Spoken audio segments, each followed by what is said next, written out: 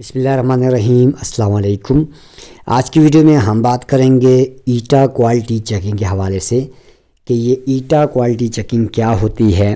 جیسا کہ آپ احباب کو معلوم ہے کہ محکمہ تعلیم خیبر پختونخوا نے یہ فیصلہ کیا تھا کہ اساتذہ بھرتی کا جو عمل ہے اس کو 3 مراحل میں پورا کرنا ہے۔ جو پہلا سٹیپ تھا وہ اسکریننگ ٹیسٹ، جبکہ دوسرا کمپیوٹر بیس ٹیسٹ، جبکہ تیسرا کوالٹی چیکنگ تھی۔ اب جن امیدواروں نے کمپیوٹر بیس ٹیسٹ کوالیفائی کر لیا ہے ان کے لیے جو نیکسٹ پروسیس ہے وہ کوالٹی چیکنگ کا ہے۔ تو ہم یہ کوالٹی چیکنگ کے حوالے سے ڈیٹیل میں بات کریں گے اس ویڈیو میں۔ آپ نے ویڈیو کمپلیٹ دیکھنی ہے۔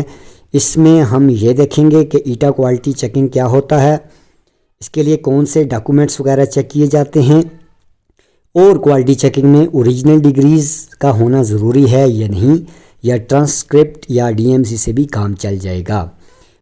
اس کے علاوہ ہم اس ویڈیو میں یہ بات بھی کریں گے کہ جو اوریجنل ڈاکومنٹس ہیں ان کی فوٹو کاپیز کس گریڈ کے آفیسر سے اٹیچ کروانی ہوں گی۔ کوالٹی چیکنگ میں فیس ویریفیکیشن کے ساتھ ساتھ اور کیا پروسیس ہوگا، تمام تر ڈیٹیل اس ویڈیو میں شیئر کی جائیں گی۔ آپ نے ویڈیو کو اینڈ تک دیکھنا ہے۔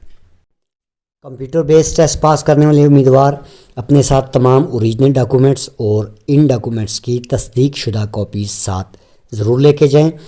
کوالٹی چیکنگ میں اوریجنل ڈاکومنٹس، تمام ٹرانسکرپٹس، ڈی ایم سی، شناختی کارڈ اور ایک سیٹ ان ڈاکومنٹس کی فوٹو کاپیز کا آپ کے پاس ہونا ضروری ہے، جو کہ کسی بھی گریڈ 16 یا 17 کے آفیسر سے اٹیچڈ ہونا چاہیے۔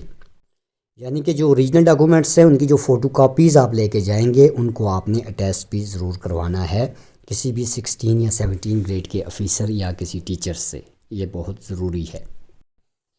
ایٹا پروفائل میں اپلائی کرتے وقت جو آپ نے ریکارڈ وغیرہ ایڈ کیا تھا وہ تمام ڈاکومنٹس آپ کے پاس ہونا چاہیے۔ البتہ اگر مارکس یا جی پی اے میں سے کوئی بھی کمی رہ گئی ہو تو اس کا کوئی مسئلہ نہیں ہے۔ کوالٹی چیکنگ میں ڈگری لازمی نہیں ہے، ٹرانسکرپٹ یا ڈی ایم سی سے بھی کام چل جائے گا، لیکن یاد رکھیں کہ انٹرویو کے وقت آپ کے پاس اوریجنل ڈگریز ہونا ضروری ہے۔ اب ہم بات کرتے ہیں کوالٹی چیکنگ میں سب سے اہم مرحلہ کون سا ہوتا ہے۔ تو کوالٹی چیکنگ میں سب سے اہم مرحلہ فیس ویریفیکیشن کا ہوتا ہے، جس میں یہ پتہ لگایا جاتا ہے کہ اسکریننگ ٹیسٹ سے لے کے کمپیوٹر بیس ٹیسٹ دینے تک کیا ایک ہی امیدوار تھا یا کوئی اور۔